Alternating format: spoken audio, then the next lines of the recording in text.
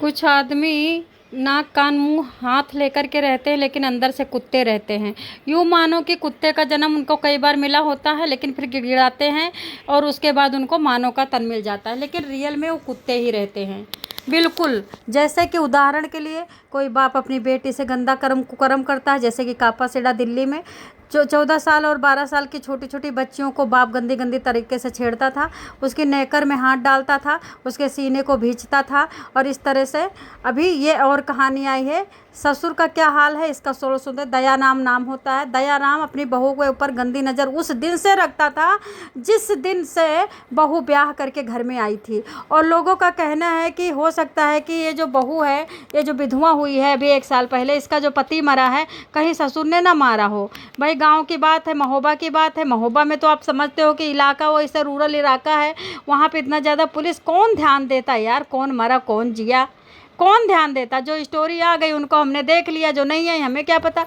अब ये बहू पे गंदी नज़र रखता था। बहू खासम सुंदर थी, बहुत ही सुंदर बहू थी, पूरी तरह से हीरोइन की माफी सुंदर सुंदर बहू थी। और ससुर बहू को कभी साड़ी ला के देता, कभी वो चूड़ी ला के देता, कभी पायल ला के देता, कभी घुंघरू ला के देता, कभी बिंदी ला के देता। लेकिन तब उसका बेटा जिंदा होता तो बहू इतना कान नहीं करती, क्योंकि बेटा जिंदा जिंदा बहू कभी गंदी नज़र से देखता तो था लेकिन मुंह से कभी मजाक नहीं करता था, कभी टच नहीं करता था। लेकिन दोस्तों क्या हुआ, चलो हम सुनते हैं। मैं सोनी क्राइम न्यूज स्टोरी से आपको बताना चाहूँगी।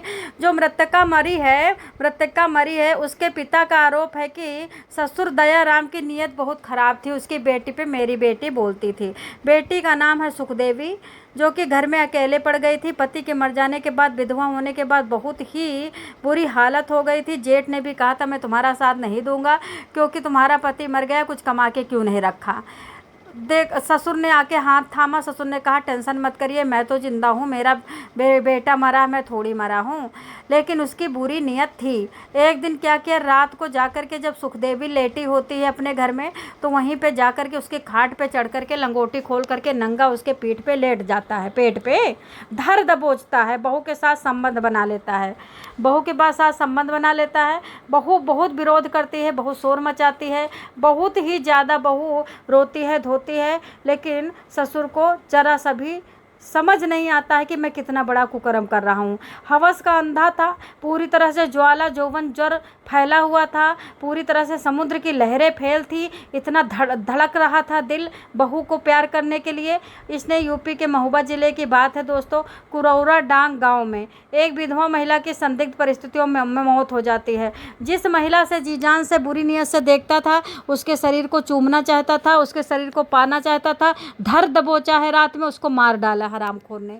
सनसनी फैल गई है पूरे इलाके में। कितनी सुंदर बहू थी, 15-16 साल की बेटी थी और लगती थी कि अनमैरिड। आपको फ़ोटो लगा दूंगी देख लेना, आपको मैं फ़ोटो लगा लूँगी देख लेना, कितनी सुंदर बहू थी सुखदेवी। सुखदेवी राशन विक्रेता दयाराम यानी कि दुकान थी राशन की। अब आप समझो, दुकान राशन की है। अब कितनी लड़कियां छोटी छोटी बच्चियां आती होंगी तो इसने कितना टच किया होगा। जब अपनी बहू को नहीं छोड़ रहा भेड़िया, तो आपको क्या लगता है टॉफ़ी लेने वाली, गुब्बारा लेने वाली, छोटी छोटी कलम लेने वाली, पेंसिल लेने वाली, माचिस लेने वाली, जीरा लेने वाली बच्चियों को छोड़ता होगा? हाथ पकड़ के टच करता होगा ये। दोस्तों इलाके में सनसनी फैल गई। मृतका सुखदेवी राशन विक्रेता दयाराम पाल की बहू थी, जो पति के मौत के बाद बहुत अकेली पड़ गई थी। बड़ी दुख से अपने जीवन में अपने बच्चों को पाल पोषण कर रही थी, बहुत टेंशन में रहा करती थी, चेहरे पे रौनक खत्म हो गई थी। पति बनने के बाद जेठ ने छोड़ दिया था। अकेली असहाय महिला क्या करती, जेठ की भी गंदी नजर रही होगी इसलिए इसने ना माना होगा, इसलिए जेठ ने भी छोड़ दिया। गुरुवार शाम को अपने घर में खून से लथपथ हालत में मिली परिजन उसे तत्काल सामुदायिक स्वास्थ्य केंद्र ले जाते हैं, जहाँ से गंभीर हालत में जिला अस्पताल रेफर किया जाता है। लेकिन डॉक्टरों ने उसे मृत घोषित कर दिया है, कहा कि तो मर चुकी है। दोस्तों बताया जाता है कि पति की भगदड़ में मौत हो गई थी। अब पता चला है निकल के कि जो पति है लखन नाम था उसका, कहीं पे कोई भगदड़ हुई होगी। धवारी गांव ने पुलिस को दी तहरीर में ससुराल पक्ष पर गंभीर आरोप लगाए हैं। अब ये भगदड़ कहाँ की थी? ऐसा भी हो सकता है कि भगदड़ प्रयागराज की रही हो, ऐसा हो भगदड़ की दिल्ली के रेलवे स्टेशन में एक भगदड़ हुई थी, ऐसा भी हो कि बहुत सारी वहाँ पे अमेठी में भगदड़ हुई थी। दोस्तों पता नहीं, एक बार इटावा में भी भगदड़ हुई थी, आपको पता होगा। एक संत, भोला संत थे, भोले बाबा संत थे जो आए थे, तो वहाँ पे भगदड़ मची, तो वहाँ तो 250 लोग मरे थे। अब ये नहीं पता कि कहाँ भगदड़ है, ठीक है। भगदड़ में लखन की मौत हो गई थी, निवासी धवारी गांव ने। पुलिस को दी तहरीर। ससुराल में पक्ष पर गंभीर आरोप लगाए। उन्होंने बताया कि उनकी बेटी का विवाह कुरौरा गांव में निवासी आस्था राम के साथ हुआ था। आस्था राम की फरवरी 2025 में प्रयागराज में आयोजित मेले के ओहो दोस्तों 2025 में ही तो पति मरा था।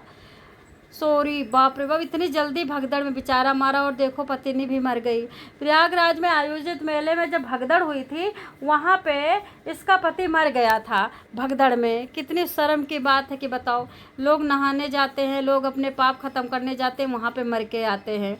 2025 में प्रयागराज में आयोजित मेले के दौरान भगदड़ मची थी। उसी के ऊपर सारे लोग चढ़ गए थे और उसकी बेचारे की ऑन द स्पॉट मौत हो गई थी।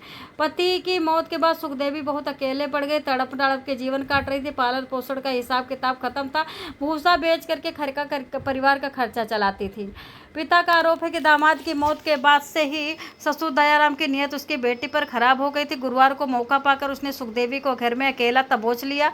नीयत इतनी खराब थी कि एकदम बिल्कुल गलत काम करने लगा। सुखदेवी ने विरोध किया और शोर मचाया तो दयाराम ने अपने बेटे मृतक का जेठ कीरत पोते योगेंद्र से के साथ मिलकर उसकी बेरहम से पिटाई की। अब देखिए, जेठ भी मार रहा है, ससुर भी मार रहा है और उसका बेटा कीरत भी और पोता योगेंद्र भी मार रहा है।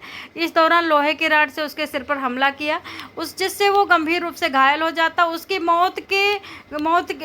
वो मर गया और घटना की जानकारी पड़ोसियों ने दिया।